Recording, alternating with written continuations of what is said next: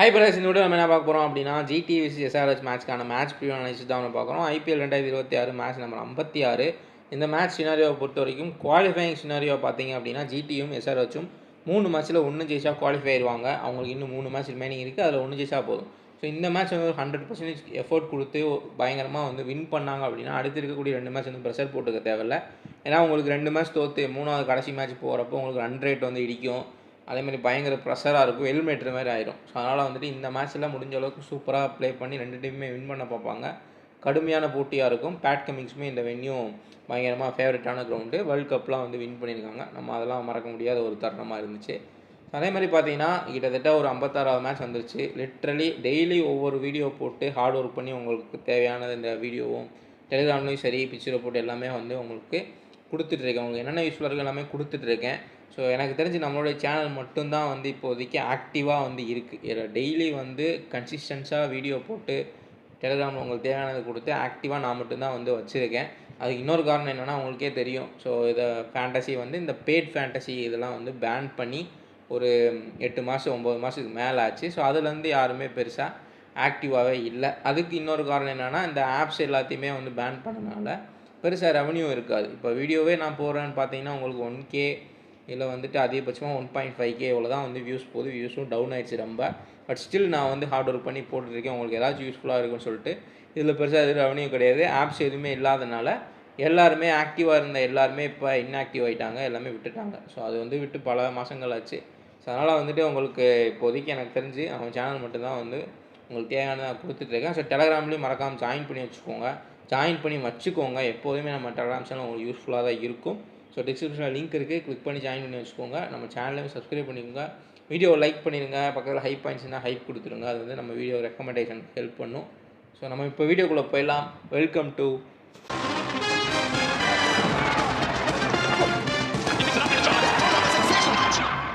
வென்யூன் பிக்சர் போல் வந்து ஸ்டார்ட் பண்ணிடலாம். ஸோ நரேந்திர மோடி ஸ்டேடியம் அகமதாபாத்தில் மேட்ச் நடக்குது. So true pace, large outfield, பெரிய டைமென்ஷன்ஸ் இருக்கும், 75க்கு மேலே இருக்கும். So average first inning score 185லேருந்து 195. டியூ ஃபேக்டர் ஹையாக இருக்கும். ஸோ அதனால் ஐடியல் ஸ்ட்ராட்டஜி சேசிங்காக தான் இருக்கும் மோஸ்ட்லி. ஸோ பேஸ் ஸ்பின் பார்க்குறப்போ பேசஸ் 65% விக்கெட்டும், ஸ்பின்னர்ஸ் 35% விக்கெட்ஸ் மட்டுமே வந்து வாங்கியிருக்காங்க. குறிப்பாக ஃபாஸ்ட்டாக போடக்கூடிய wrist spinners like Rashid Khan இந்த மாதிரி பவுலர்ஸ் வந்து இங்கே விக்கெட்டுன்றது வாங்கியிருக்காங்க. ஸோ நெக்ஸ்ட் நம்ம பிளேயிங் 11 பார்த்துலாம். பிளேயிங் 11 பொறுத்த வரைக்கும் சில மாற்றங்கள் எதிர்பார்க்க முடியும் 2 டீம்லேயுமே. ஸோ இந்த மேட்ச்சுமே ஏன்னா 1-2 சேஞ்சஸ் வந்து பண்ணுறாங்க. ஃபுல் சேஞ்ச் நடக்காது, பட் 1-2 சேஞ்ச். போன மேட்ச் பார்த்தீங்கன்னா பிரசித் கிருஷ்ணாவை மீண்டும் உள்ளே கொண்டு வந்தாங்க. அந்த மாதிரி Shubman Gill, Sai Sudharsan, Jos Buttler, Washington Sundar, Jason Holder, Nishant Sindhu, ராகுல் தேவாட்டியா, அதுக்கப்புறம் Rashid Khan, Arshad Khan, Kagiso Rabada, Mohammed Siraj, Prasidh Krishna. So இதுதான் வந்து அவங்களோட 11 இருக்கும். இல்லை இன்னொரு ஸ்பின்னர் தேவைப்படுது அப்படின்னா உங்களுக்கு வந்துட்டு சாய் கிஷோரை கொண்டு வரதுக்கான வாய்ப்பு இருக்கும். ஏன்னா ஜேசன் ஹோல்டர் வந்து இன்னும் அவருமே வந்து மீடியம் பேசுறதுனால இப்போ இன்னொரோட பேசரோட பிளேஸ் வந்து அவர் ஃபில் பண்ணிடுறதுனால மேபி ஒரு சாய் கிஷோரை இந்த டிசிஷன் வந்து இந்த மேட்ச் உள்ளே பார்க்கலான்னு நினைக்கிறேன். பட் எனக்கு தெரிஞ்ச அது டவுட்டு தான். இந்த பக்கம் ஃபுல்லாக லெஃப்ட் ஹேண்டர்ஸாக இருக்கனால லெஃப்ட் ஆர்ம் ஆர்த்தடாக்ஸாக உள்ளே கொண்டு வரதுக்கான வாய்ப்புகள் கம்மி. ஸோ பார்க்கலாம். பிரசித் கிருஷ்ணா தான் மோஸ்ட்லி வந்து ப்ளே பண்ணுவார். Abhishek Sharma, Travis Head, Ishan Kishan, Heinrich Klaasen, Sahil Arora, Ravichandran, Simran. So போன மேட்ச் வந்து டிபியூட் பண்ணார். Nitish Kumar Reddy, Pat Cummins, Sivankumar, Ishan Malinga, Saif Hussain, Aniket Varma. இதுதான் அவங்களுடைய பிளேயிங் 11ஆக இருக்கும் மோஸ்ட்லி. ஸோ நெக்ஸ்ட் நம்ம டீம் ஃபார்ம் நோட்டன்றதை பார்த்துடலாம். ஸோ ஜிடியை பொறுத்த வரைக்கும் அவங்களுடைய ஸ்ட்ரென்த்து அவங்களுடைய டாப் ஆர்டர் தான். கில்லு, சாய் சுதர்சனு, பட்லர் டாப் 3. அவங்களுடைய வென்யூ ஆவரேஜுமே பயங்கரமாக இருக்குது. ஸோ கீழே வீக்னஸை பொறுத்த வரைக்கும் பவர் பிளேயில் பேஸ் எக்ஸிக்யூஷன் கொஞ்சம் போராக தான் இருந்துகிட்ருக்கு. விக்கெட்ஸ் எடுக்கிறாங்க, பட் சில மேட்ச்சில் வந்து அதிகமான ரன்கள்ன்றது போயிட்டு தான் இருக்குது. ஸோ அதுவுமே ரபாடா சில மேட்சஸில் பயங்கரமாக ஏர்லியராகவே 3 ஓவர் தள்ளி 3 விக்கெட் எடுத்திருக்காங்க. பட் இந்த மேட்ச் இது வந்து வீக்னஸாக இருக்கிறதுக்கான வாய்ப்பு இருக்கும். காரணம் இந்த பக்கம் உங்களுக்கு அபிஷேக் சர்மா, டிராவிஸ் ஹெட்டு, அதுக்கப்புறம் இஷான் கிஷானு வரவங்க போகிறவங்கலாம் பயங்கரமாக அடிக்கக்கூடிய பிளேயர்ஸாக இருக்காங்க டாப் ஆர்டரில். ஸோ இந்த பக்கம் எப்படி ஒரு ஆர்த்தடாக்ஸ் பிளேயர்ஸாக இருக்காங்க. சுக்மன் கில், சாய் சுதர்சன் ஓப்பனர், ஒரு ஆர்த்தடாக்ஸ் பிளேயர்ஸ். அதே ஆப்போசிட் டீம் தான் வந்து எஸ்ஆர்ஹெச். இப்போ இந்த பேட்டில் என்ன நடக்க போகுது அப்படின்னா ஒரு ஆர்த்தடாக்ஸாக ஓப்பனிங் பேர் இருக்கக்கூடிய ஒரு பிளேயர்ஸ்க்கும் இந்த பக்கம் அன்ஆர்த்தடாக்ஸாக ஹிட்டிங் எபிலிட்டி இருக்கக்கூடிய ஒரு 2 பிளேயர்ஸ்க்குமே வந்து பேட்டில் நடக்க போகுது. ஸோ பார்க்கலாம் எந்த ஒரு ஃபார்மேட், அதாவது எந்த ஒரு பிளே ஸ்டைல் வந்து வின் பண்ணுதுன்றதை பார்க்கலாம். மாடர்ன் டே T20 உங்களுக்கு வந்து ஆர்த்தடாக்ஸாக ப்ளே பண்ணக்கூடிய சுக்மன் கில், சாய் சுதர்சனா, இல்லை Abhishek Sharma and Travis head ஒரு அன்ஆர்த்தடாக்ஸான ஹிட்டிங்கான்றதை பார்த்துடலாம். ஸோ இந்த பக்கம் ஸ்ட்ரென்த்தை பொறுத்த வரைக்கும் உங்களுக்கு பேட் கமிங்ஸு, கிளாசன், அபிஷேக் சர்மா இவங்கெல்லாம் ஸ்ட்ரென்த்தாக இருப்பாங்க. வீக்னஸை பொறுத்த வரைக்கும் ரஷீத் கான் கிட்ட நிறையா டைம் அவுட் ஆயிருக்காங்க. இது வரைக்கும் 12 டிஸ்மிசல்ஸ் எடுத்திருக்காரு எஸ்ஆர்ஹெச் எகெயின்ஸ்டாக ப்ளே பண்ணுறப்ப. அது அவங்களுக்கு பெரிய வீக்னஸாகவே இருக்கும். ஸோ நெக்ஸ்ட் நம்ம பிளேயர் ஸ்டாட்ஸ்ன்றதை பார்த்தலாம். டாப் 5 பிளேயர்ஸ் பார்த்துலாம். சுப்மன் கில், அதுக்கப்புறம் பார்த்திங்க அப்படின்னா ஹென்ரிஸ் கிளாசன் எந்த மேட்ச் எடுத்தாலும் 50க்கு மேலே வென்யூ ஆவரேஜ், 50க்கு மேலே ஹெட் டு ஹெட் ஆவரேஜ் தான் வச்சுருக்காரு. ஸோ பயங்கரமான ஒரு ஸ்டாட்ஸ்ன்றது இருந்துகிட்டே இருக்குது. அது காரணம் அவருடைய ஃப்ளாப் ரேட் கம்மி. மினிமம் எல்லா மேட்ச்சுமே 30 ரன்கள் மேலே அடிச்சிடுறாரு. ஸோ அதனால் அவர் ஸ்டாட்ஸுமே அந்தளவுக்கு வந்து ஆவரேஜுமே இன்க்ரீஸ் ஆகிட்டே தான் இருந்துகிட்ருக்கு. ஸோ ரஷீத் கான் 12 டிஸ்மிசல்ஸ் எடுத்திருக்காரு. ஆவரேஜும் பார்த்தீங்கன்னா அதிகமாக தான் இருக்குது. இந்த பக்கம் Abhishek Sharma, bad Cummins, so இந்த 5 பேருக்கு தான் வந்து ஸ்டாட்ஸ்ன்றது அதிகமாக இருக்குது. டாப் 5 பிளேயர்ஸ் நோட் பண்ணிக்கோங்க. இங்கே சுப்மன் கில் பார்த்தாச்சு 48, 68, சாய் சுதர்ஷன் 34, 42, ஜாஸ் பட்லர் 30, 42, வாஷிங்டன் சுந்தரோட எக்கனாமி மட்டும்தான் இருக்குது. ஸ்டாட்ஸ்ன்னு பார்க்குறப்போ ஒரு 15லேருந்து 20 அவ்வளோதான், ரொம்ப கம்மி தான். ஸோ அவர் பவுலிங்கும் போடுறதில்லை இப்போது. ஸோ அதனால் இந்த அவருடைய ஸ்டாட்ஸ் வந்து இப்போ ஒர்க் அவுட் ஆகாது. மேபி நல்ல ஒரு பாட்டா விக்கெட்டு பேட்டிங் ட்ராக்னு சொன்னாங்கன்னா அவர் டாப் ஆர்டரில் இருக்கார். போன மேட்ச்மே ஓரளவுக்கு நல்லாவே ஆடினார் பேட்டிங். ஸோ அதனால் வந்து இப்போ நம்ம என்ன பண்ணுவோம் அப்படின்னா, ஒரு பாட்டா விக்கெட்னா இங்கே இருக்கக்கூடிய டாப் 4 அங்கே இருக்கக்கூடிய டாப் 4 ஃபில் பண்ணி தான் நம்ம வந்து சூஸ் பண்ணுவோம். அப்போ வேணால் வந்து வாஷிங்டன் சுந்தர் யூஸ்ஃபுல்லாக இருப்பார். ஜேசன் ஹோல்டர் 1.3, 1.4, அதுக்கப்புறம் வந்து நிஷாந்த் சந்து 18, அதை வந்து நம்ம இது பண்ணிக்க வேணாம். ராகுல் தேவாட்டியா. ஸோ இந்த கீழே பார்த்தீங்கன்னா ஜிடியோட வீக்னஸே இதுவாக தான் இருக்குது. ஸோ இங்கே பார்க்குறப்போ உங்களுக்கு அதிகபட்சமாக நம்ம கன்சிடர் பண்ண போகிற பிளேயர்ஸ் வந்து சுப்மன் கில், சாய் சுதர்ஷன், ஜாஸ் பட்லர். அடுத்த ஆல்ரவுண்டர் கேட்டகரியில் ஜேசன் ஹோல்டர் வந்துடுவார். ஸோ பாட்டா விக்கெட்டாக இருந்தால் வாஷிங்டன் சுந்தரையுமே மேலே இன்க்ளூட் பண்ணுவோம். மற்றபடி கீழே நிஷாந்த் சிந்துவாக இருக்கட்டும், ராகுல் தேவட்டியாக இருக்கட்டும், இந்த மிடில் ஆர்டரில் வரக்கூடிய பிளேயர்ஸ் வந்து யாருமே கன்சிடர் பண்ண போகிறது இல்லை. ரஷீத் கான் 1.5, 1.5, அதுக்கப்புறம் அர்ஷத் கான் 1.1, 1.0, ரபாடா 1.6, 1.7. ஸோ அவருமே விக்கெட் ஆவரேஜ் நல்லா வச்சுருக்காரு. சாய் கிஷோர் அண்ட் முகமது சிராஜ் 2 பேருக்குமே இது இருக்குது. அதே மாதிரி இப்போ ஸ்ரீகிருஷ்ணா ப்ளே பண்ணான்னா அவருக்குமே வந்து நல்ல விக்கெட் ஆவரேஜ்ன்றது இருக்குது இந்த அவங்களுடைய ஹோம் கிரவுண்டில் அகமதாபாத்தில். இங்கிட்ட Abhishek Sharma 35, 52, Travis Head 34, 32, Ishan Kishan 28, 26, Heinrich Klaasen 44, 57, Sahil Arora 24, 21, அப்புறம் வந்து இந்த ரவிச்சந்திரன் சிம்ரன் வந்து 18, அது 15. ஸோ இங்கே நிதிஷ்குமார் ரெட்டி 20, 25. பேட் கமிங்ஸை பொறுத்த வரைக்கும் 1.2 விக்கெட் ஆவரேஜ். இந்த வென்யூவில் குறிப்பாக ஏழு எக்கனாமியில் தான் வந்து பவுலுன்றது பண்ணியிருக்காரு. குறிப்பாக பேட் கமிங்ஸ் நம்ம சொல்லிகிட்டு இருக்காது தான். ஃபஸ்ட் பவுலிங்கை விட வந்து அவர் டிஃபெண்ட் பண்ணுறப்ப இன்னுமே பயங்கரமாக விக்கெட்ஸ் எடுத்திருக்காரு. அந்த மாதிரி தான் அவருடைய ஸ்டாட்ஸுமே இருக்குது. அதையுமே நோட் பண்ணிக்கோங்க.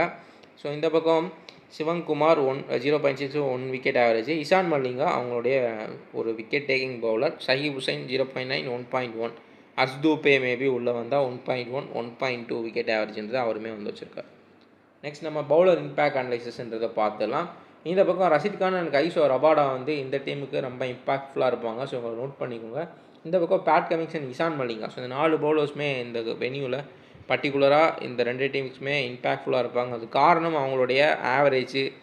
அதே மாதிரி வந்து பார்த்திங்கன்னா இந்த வென்யூ ஆவரேஜ் ஜிடிக்கு எகென்ஸ்டாக, அதே மாதிரி இந்த டீம்ஸ்க்கு எகென்ஸ்டாக ஹெட் டு ஹெட்டுமே சூப்பராக இருந்திருக்கு. இந்த சீசனுமே வந்து எல்லாருமே நல்லா தான் பண்ணியிருக்காங்க. ரஷீத் கான் குறிப்பாக போன மேட்ச் வந்து ரஷீத் கான் இப்போ எப்படி ஆகிட்டாருன்னா அவருக்கு கன்சிஸ்டன்சி குறைஞ்சி ஒரு மேட்ச்சு ஒரு 5 மேட்ச்சுக்கு முன்னாடி ஒரு 3 விக்கெட் எடுத்தார் டெல்லிக்கு எகென்ஸ்டாக. அதுக்கப்புறம் ஒரு 5 மேட்ச் ஒரு 10 மேட்ச் கழிச்சு வந்துட்டு உங்களுக்கு ஒரு 4 விக்கெட்டுன்றது எடுக்கிறார். ஸோ அந்த மாதிரி வந்து தான் அவருடைய ஃபார்ம்ன்றது போய்கிட்டு இருக்குது. பட் குறிப்பாக இந்த மேட்ச்சில் நிறையா வந்து ரஷீத் கானுக்கு ஃபேவரபிலிட்டி இருக்குது. அதையுமே பார்த்துலாம். இந்த மேட்ச்சுமே அவர் அந்த ஃபார்மை கண்டினியூ பண்ணுறதுக்கான வாய்ப்புகள் இருக்குது. ஸோ நெக்ஸ்ட்டு நம்ம என்ன பார்க்குறோம் அப்படின்னா ஹெட் டு ஹெட் ஸ்டாட்ஸ்ன்றதை பார்த்துடலாம். ஹெட் டு ஹெட்டை பொறுத்த வரைக்கும் உங்களுக்கு ஒரு ஓவராலாக ஐபிஎல் மேட்சஸில் வந்து ஜிடி 10 முறை வின் பண்ணியிருக்காங்க. எஸ்ஆர்ஹெச் வந்து 9 டைம் வந்து வின் பண்ணியிருக்காங்க. இங்கே வந்துட்டு எஸ்ஆர்ஹெச் வந்து 9 மேட்ச்சில் 4 வின் பண்ணியிருக்காங்க, 5 லாஸ் பண்ணியிருக்காங்க. ஸோ இந்த வென்யூவில் பர்டிகுலராக எஸ்ஆர்ஹெச் வந்து இந்த வென்யூவில் 9 மேட்ச் ப்ளே பண்ணியிருக்காங்க. அதில் 4 வின்னு 5 லாஸ் பண்ணியிருக்காங்க. வின்னிங் ரேட் வந்து 44% இருக்குது. Average first innings score 183. So இந்த பக்கம் பார்க்குறப்ப வின் ரேட் 66% வச்சுருக்காங்க ஜிடி. அவங்களுமே 9 மேட்ச் வந்து ப்ளே பண்ணியிருக்காங்க. இந்த வென்யூவில் 6 வின் பண்ணியிருக்காங்க, 3 தான் தோற்றுருக்காங்க. ஸோ ஃபர்ஸ்ட் இன்னிங்ஸோட ஆவரேஜ் ஸ்கோர் 188. வின் ரேட்டுமே அதிகமாக இருக்குது. ஸ்ட்ரென்த்து வீக்னஸ்லாம் நம்ம ஆல்ரெடி பார்த்துட்டோம். ஸோ இதை வச்சு பார்க்குறப்ப உங்களுக்கு மென்டலைஸ் வந்து ஜிடிக்கு தான் அட்வான்டேஜ்ன்றது இருக்குது. ஸோ அவங்களுடைய நல்ல ஒரு டாப் 3 அதுக்கப்புறம் பார்த்தீங்க அப்படின்னா ரஷீத் கானுக்கும் இந்த எஸ்ஆர்ஹெச்சோட டாப் 4க்கும் பயங்கரமான பேட்டில்ன்றது இருக்குது. அதை வச்சு பார்க்குறப்போ உங்களுக்கு மென்டல் ஏஜ் வந்து அட்வான்டேஜ் வந்து ஜிடிக்கு தான் வந்து இருக்குது. ஸோ இன்னொன்று என்னென்னா கொஞ்சம் பெரிய கிரவுண்டும் கூட டைமென்ஷன்ஸ் அந்த எந்த பிச்சை யூஸ் பண்ணுறாங்களோ அதுக்கேற்ற மாதிரி ஸ்கொயர் பவுண்ட்ரிஸாக இருக்கட்டும், ஸ்ட்ரைட் பவுண்ட்ரிஸாக இருக்கட்டும் கொஞ்சம் வித்தியாசங்கள் வரும். ஸோ அதை அப்படி பார்க்குறப்போ இந்த ஹிட்டர்ஸ்க்கு கொஞ்சம் வந்து கஷ்டமாக இருக்கும். ஒரு ஸ்லோவர் ஒன்ஸோ இல்லை மிஸ்கிட்டோ வந்து கையில் போய் உட்காந்துரும் இந்த வென்யூவை பொறுத்த வரைக்கும். பெரிய கிரவுண்டுன்றப்ப ஸ்லைட் ஏஜ் வந்து பவுலர்ஸ்க்கு இருக்கும். மேட்ச் ஆஃப் மேட்ரிக்ஸ் பார்த்தலாம், இதை நம்ம சொல்லியிருந்தோம். ஸோ எஸ்ஆர்ஹெச்சோட top order Abhishek, Head, Ishan Klaasen எல்லாத்துக்கூடவுமே ரஷீத் கான் வந்து மேட்ச் அப் பண்ணுற வச்சுருக்காரு. ஸோ அட்வான்டேஜ் ரஷீத் கானுக்கு தான். இந்த பக்கம் பார்க்குறப்போ உங்களுக்கு சுக்மன் கில், ஜாஸ் பட்லருக்கு வந்து பேட் கமிங்ஸோட ஒரு மேட்ச் அப் பண்ணுறது இருக்குது. இங்கே வந்து கமிங்ஸ் தான் வந்துட்டு ஒரு இதுன்றது இருக்குது, அட்வான்டேஜ்ன்றது இருக்குது. ஸோ நெக்ஸ்ட்டு நம்ம முக்கியமாக இவங்க பிளேயர்ஸ்லாம் வந்து யாருக்கு எத்தனை டைம் அவுட் ஆகிருக்காங்கன்றதை பார்த்துடலாம். பேட்டில் 1 பொறுத்த வரைக்கும் Shubman Gill, Pat Cummins 3 time எடுத்திருக்காரு. பேட் கமிங்ஸ் அட்வான்டேஜ் கமிங்ஸ்க்கு தான். ஸோ இன்கேஸ் இந்த இது வந்து டிஃபெண்டிங்கில் வருது அப்படின்றப்ப இன்னுமே அதிகபட்சமாக கன்சிடர் பண்ணிக்கோங்க இந்த பேட்டில். அதாவது சுக்மன் கில் செகண்ட் பேட்டிங் பண்ணி எஸ்ஆர்ஹெச் டிஃபெண்ட் பண்ணுறாங்க அப்படின்னா இன்னுமே எக்ஸ்ட்ரா கன்சிடர் பண்ணிக்கோங்க. ஏன்னா பேட் கமிங்ஸோட அவர் வந்து ஃபஸ்ட் இன்னிங்ஸை எக்கனாமியாக போட்டு முடிச்சிடாது, விக்கெட் விழுகாது. ஆனால் டிஃபெண்டிங்கில் இன்னுமே அதிகமாக வந்து விக்கெட் சென்டர் எடுத்திருக்காரு. அவருடைய ஸ்டாட்ஸே அப்படி தான். ஸோ இந்த பக்கம் பார்க்குறப்போ Jos Buttler versus Pat Cummins. Jos பட்லரையுமே 2 டைம் டிஸ்மிஸ் பண்ணியிருக்காரு. இங்கேயுமே அட்வான்டேஜ் வந்து கமிங்ஸ்க்கு தான். ஸோ இந்த பக்கம் இங்கே பேட்டிலே ஃபுல்லாக 2 பவுலர்ஸோடு முடிஞ்சது. So Pat Cummins and Rashid Khan இவங்க 2 பேருக்கு தான் இந்த மேட்ச்சில் வந்து ஹைலைட்டடான பேட்டர்ஸ்ன்றது இருக்குது. ஸோ இந்த பக்கம் சுக்மன் கில், ஜாஸ் பட்லர் மிச்செல்லாம் எஸ்ஆர்ஹெச்சோடையும் ரஷீத் கான் வந்து பேட்டில் வச்சுருக்காரு. ஸோ அபிஷேக் சர்மாவை ரஷீத் கான் 4 டைம் டிஸ்மிஸ் பண்ணியிருக்காரு.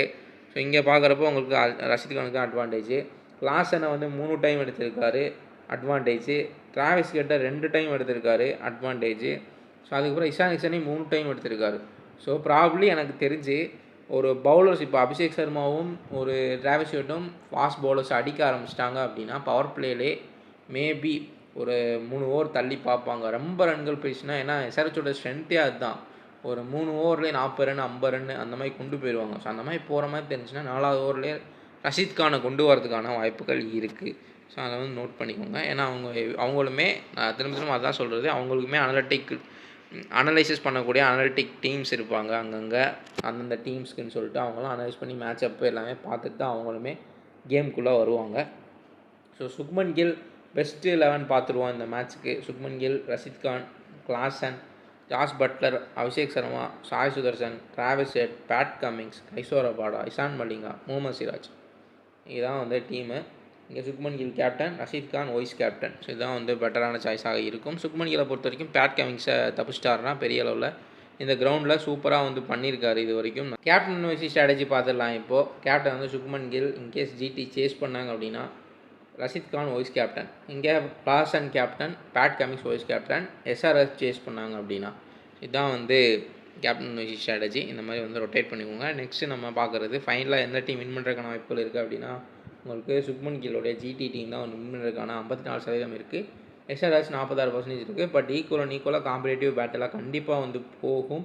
ஸோ எந்த டீம் பெஸ்ட்டாக ப்ளே பண்ணுறாங்களோ அவங்க தான் வந்து வின் பண்ணுவாங்க. மேட்ச் வந்து கடைசி வரைக்கும் போகும். நேற்று எப்படி ஒரு RCB versus MI, CSK versus LG match வந்து கடைசி வரைக்கும் போச்சோ அதே மாதிரி இந்த மேட்ச் போகிறதுக்கான வாய்ப்புகள் ரொம்ப அதிகம். அதுக்கு காரணம் அந்த குவாலிஃபையிங் சினாரியோவில் 3 மேட்ச்சில் இந்த மேட்ச் ஜெயிச்சா போதும், ஏதாவது ஒரு டீம் குவாலிஃபை ஆகி போய் மேலே உட்காந்துருவாங்க. அதுதான் வந்து ஒரு முக்கிய காரணமாக இருக்கும். அதுக்காக தான் வந்து ப்ளே பண்ணுவாங்க. 2 டீம்ஸுமே கடுமையான போட்டியாக இருக்கும். ஸோ தான் நம்மளோட வீடியோ. மறக்காம நம்ம சேனலை சப்ஸ்கிரைப் பண்ணி வச்சுக்கோங்க. நான் சொல்லியிருந்த மாதிரி டெலகிராமில் ஜாயின் பண்ணி வச்சுக்கோங்க. எப்போதுமே நம்ம டெலகிராம் சேனல் உங்களுக்கு யூஸ்ஃபுல்லாக தான் இருக்கும். அதே மாதிரி பார்த்தீங்கன்னா அப்படின்னா நம்ம சேனலையும் சப்ஸ்கிரைப் பண்ணி வச்சுக்கோங்க. டெய்லி நான் வந்து வீடியோஸ் போட்டிருக்கேன். நம்ம நெக்ஸ்ட்டு வீடியோவில் பார்க்கலாம். இனி வரக்கூட ஐபிஎல் மேட்ச் எல்லாமே எல்லா டீம்ஸுமே இம்பார்ட்டண்ட்டாக இருக்கும். ஏன்னா கீழே இருக்கக்கூடிய டீம்ஸுக்கு கூட குவாலிஃபைங் சினாரியோன்றது இருக்குது. டிசிக்கு 4 மேட்ச்சில் 4மே வின் பண்ணால் வந்து மேலே வரலாம். அதே மாதிரி அதுக்கு மேலே இருக்கக்கூடிய டீம்ஸுக்கு வந்து 3 மேட்ச் கேகேஆர் வந்து 4 மேட்ச் 4 வின் பண்ணணும். டிசி வந்து 3 மேட்ச்சில் 3 வின் பண்ணணும். ஸோ இந்த மாதிரி வந்து எல்லா டீமுக்குமே வந்து வாய்ப்பு இருக்குது. எலிமினேட் ஆயிருக்க டீம் பார்த்தீங்கன்னா எம்ஐயும் எல்ஜியும் மட்டும்தான் வந்து எலிமினேட் ஆகிருக்காங்க இந்த சீசன்லேருந்து அஃபிஷியலாக. ஸோ ரிமைனிங் இருக்கக்கூடிய எல்லா இதுக்குமே பார்த்தீங்க அப்படின்னா மேலே இருக்க டீம்ஸ் தோக்க கீழே இருக்க டீம்ஸ் மேலே வருவாங்க. அவங்களுக்கு கடைசியாக ரன் ரேட்டில் வந்து முடியறதுக்கு கூட இந்த சீசனில் வந்து லாஸ்ட் 2 பொசிஷன் வந்து ரன் ரேட்டில் டிசைட் ஆகிறது கூட வாய்ப்புகள் அதிகமாக இருக்குது. ஸோ ஏன்னா உங்களுக்கு ஸ்டார்டிங்கில் பார்த்தீங்கன்னா சில குறிப்பிட்ட டீம்ஸ் ஆர்ஆராக இருக்கட்டும், பஞ்சாப் கிங்ஸ், ஆர்சிபி வந்து நல்லா ப்ளே பண்ணியிருந்தாங்க. மிச்ச டீம்லாம் வந்து சொதப்பிட்டு இருந்தாங்க. ஆனால் அதுக்கப்புறம் பார்த்தீங்க அப்படின்னா சிஎஸ்கேவாக இருக்கட்டும், அதுக்கப்புறம் வந்து ஒரு ஜிடியாக இருக்கட்டும், எஸ்ஆர்எஸ்ஸாக இருக்கட்டும் எல்லாம் அடிச்சடிச்சு மேலே வந்துட்டாங்க. அதெல்லாம் பயங்கரமாக போயிட்டுருக்கு. நம்ம நெக்ஸ்ட் வீடியோவில் பார்க்கலாம்.